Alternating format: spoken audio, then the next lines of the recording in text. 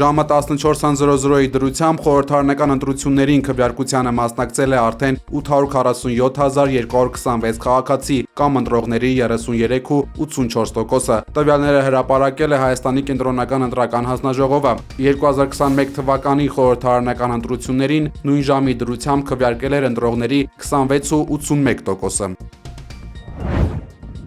Տնային կալանքում գտնվող Ուժեղ Հայաստան դաշինքի առաջնորդ Սամվել Կարապետյանը քվեարկության է եկել ընտանիքի անդամների հետ։ Անդրադառնալով ընդդիմության հաղթանակի դեպքում իշխանափոխության խաղաղ ընթացքին, Կարապետյանը զերծ է մնացել հստակ կանխատեսումներից, շեշտելով ժողովրդի կամքի կարևորությունը։ Իշխանափոխություն կլինի։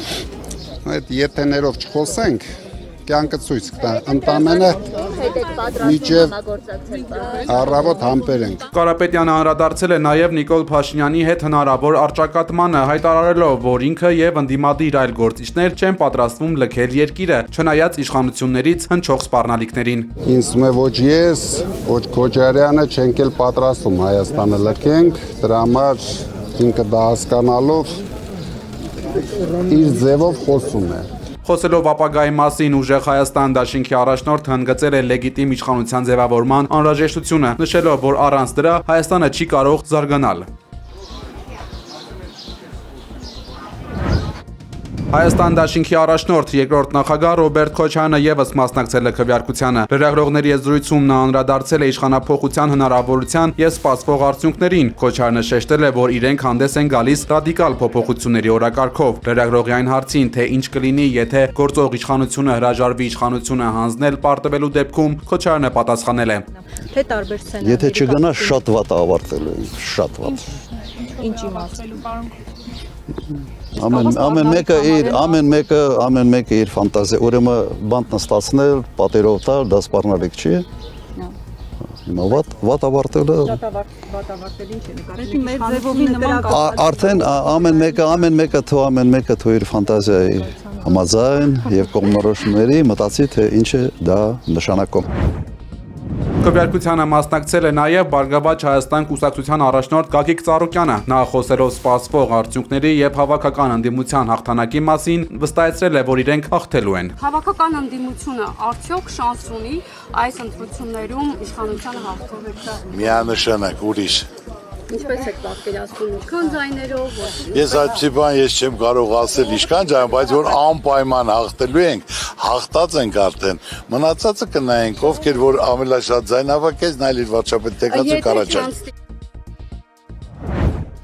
Իշխող ուժի առաջնորդ Նիկոլ Փաշինյանը մասնակցել է ընտրությանը։ Փաշինյանը ընտրատեղամաս է եկել միայնակ, առանց տան անդամների, կնոջ ու երեխաների հետ։ Քվեարկությունից անմիջապես հետո Փաշինյանը իր ավանդական սրտիկն է արել։ Լրագրողների հետ զրույցում անդրադառնալով հայ-ռուսական հարաբերություններում արկա լարվածությանը, դրանք որակել է որպես աշխատանքային ընթացիկ գործընթացներ, որոնք բնորոշ են Եվրասիական տնտեսական միության անդամ բոլոր երկրներին։ Տեսեք, սանկցիաներ եք դուք ասում, բայց նման խնդիրներ անընդհատ են լինում։ Այլ բան որ հիմա լուսաբանվում է։ Այսինքն լուսաբանվում է Հայաստանում գործող ձեզ հայտնի ուժերի շրջանակների բանով հետաքրքրվածության բերումով, ծախսերով եւ այլն։ Այսինքն աշխատանքային հարցեր ԵԱՏՄ ոչ միայն Հայաստան-Ռուսաստան, ԵԱՏՄ-ի բոլոր երկրների մեջ այս կարգի աշխատանքային հարցեր լինում են։ Ամենայն հայոց կաթողիկոս Գարեգին երկրորդը ընտրությանը մասնակցելուց հետո լրագրողների զրույցում շեշտել է, որ յուրաքանչյուր քաղաքացու մասնակցությունը կարևոր է պետության ամրապնդման եւ ապագայի կերտման գործում։ Վեհափառը հայցել է Տիրոջ օգնությունը եւ ողորմությունը ողջ ազգի համար, մաղթելով, որ հայոց պետությունը մնա անսասան, իսկ ժողովուրդը կարողանա դուրս գալ ծանր փորձություններից։ Մենք կատարեցինք մեր ընտրությունը աղոթքով եւ հայցով, որ Աստված անսասան պահի հայոց պետությունը, օրհնի մեր ժողովրդին հաղթահարելու մեր կյանքում առկա դժվարին ծանր այս փորձությունները եւ կերտելու հզոր, ապահով, անվտանգ, օրինահարկ եւ բարոր երկիր։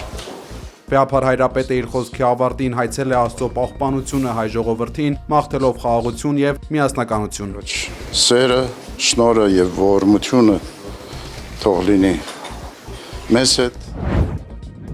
Մինչ համացանցը ողողված է ընտրախախտումների եւ ըստ երևույթի վարչական ռեսուրսի օգտագործման մասին տեսանյութերով, քաղաքացիական պայմանագիր կուսակցության նախընտրական շտաբի պետ Արայիկ Հարությունյանը լրագրողների հետ զրույցում կտրականապես հերքել է ընտրական գործընթացում վարչական ռեսուրսի կիրառման մասին պնդումները։ Նա ընդգծել է, որ որևէ հանձնարարական չի եղել, իսկ տեղերում արձանագրված առանձին դեպքերը պետք է դիտարկել որպես ինքնագործունեություն։ Ես ձեզ ամենայն պատասխանատվությամբ կարող եմ ասել, որպես կենտրոնական շտաբի ղեկավար։ Ես նոյեմբեր ամսից շտաբի ղեկավարն եմ։ Կես բառ հանձնարարական վարչական ռեսուրսի կիրառման վերաբերյալ կենտրոնական շտաբում չի եղել։ Կենտրոնական շտաբի ղեկավարի տեղակալը Տկեն նախարարն է։ Կես բառ, կես հանձնարարական իր կողմից այս առումով չի եղել։ Համացանցում տեսանյութեր են տարածվում, որ տարբեր ընտրատեղամասերում քաղաքացիներին ուղղորդում են հանձնաժողովի անդամները։ Ուժեղ Հայաստան դաշինքի անդամներից տեսանյութ են տարածել, հայտնելով, որ Ալավերդու 24/11 ընտրատեղամասում ԿՊԱ-ականներն իրենց ուղղորդած քաղաքացուն հորդորել էին չօգտագործված քվեաթերթիկները դուրս բերել ընտրատեղամասից՝ ի ապացույց ԿՊ-ին քվեարկելու փաստի։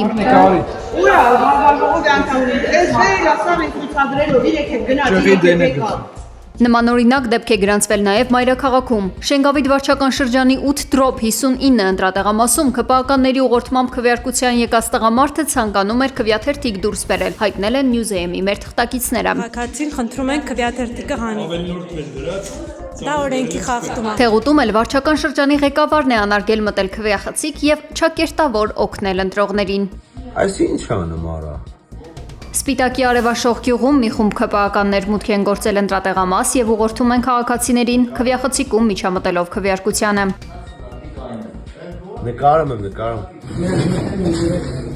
Գարգարի 22/34 ընտրատեղամասում էլ վարչական ղեկավարն ու իր թիմակիցներն են ուղղորդում քաղաքացիներին։ Քաղաքացիական պայմանագրի ներկայացուցիչները ընտրատեղամասեր են մուտք գործում իրենց քարոզչություններով, ահազանգել է ուժեղ Հայաստան դաշինքի մամուլի խոսնակը։ Կենտրոնական ընտրական հանձնաժողովը, ինչպես նաև ոստիկանությունը ցուցաբերում են անգործություն այս ահազանգի վերաբերյալ, նշելով, որ դեռևս չեն կարող վերահսկել իրավիճակը, գրել է Մարիաննա Ղարամանյանը։ Արմավիրի մարզի Տանձուտ գյուղում էլ արձանագրվել են պարբերաբար կրկնվող դեպքեր, երբ քվեարկությունն իրականացվում է երկու անձի մասնակցությամբ։ Նմանատիպ ահազանգ է ստացվել նաև Օշականի մշակույթի տանը տեղակայված 17/25 ընտրատեղամասից, որտեղ ըստ հրապարակված տեղեկությունների քաղաքացիները ընտրատեղամաս են մուտք գործում արդեն իսկ քվեաթերթիկներով։ Խորհրդարանական ընտրություններին զուգահեռ Հայաստանի տարբեր մարզերում եւ Մայրաքաղաքում իրավապահ մարմինները լայնածավալ գործողություններ են իրականացնում։ Հայաստան դաշինքի падգամավորության տեխնացու Կարեն Սիմոնյանի խոսքով գիշերը ժամը 05:00-ի սահմաններում Հակակոռուպցիոն կոմիտեի եւ ԱԱԾ աշխատակիցները ներխուժել են Հայաստան դաշինքի աջակիցների բնակարաններ եւ Երևանի Անի թաղամասում գտնվող շտաբ, բերման ենթարկելով ավելի քան 10 անձի։ Զուգահեռաբար Գյումրիում ուժայինները շրջափակել են ուժեղ Հայաստան կուսակցության գրասենյակը, դեպքի վայր ժամանած փաստաբաններին թույլ չեն տվել մտնել գրասենյակ։ Այս պահի դրությամբ փորձում ենք հասկանալ, թե ինչ է կատարվում։ Այսինքն որևէ մեկը ներսից ձեզ չի պատասխանում, դու չեն տալիս։ Որևէ մեկը չի արձագանքել, այո, դուրը դրսից փակված է եւ չեն կարող մուտք գործել։ Կադրերում երևում է, որ մինչ փաստաբանը պատասխանում է լրագրողի հարցին, գրասենյակից մի քանի հոգու ձերբակալում են։ Բարեկային ծառայության պետ Արթուր Խուդինյանի խոսքով ձերբակալվածների թիվը հասնում է 3-ի։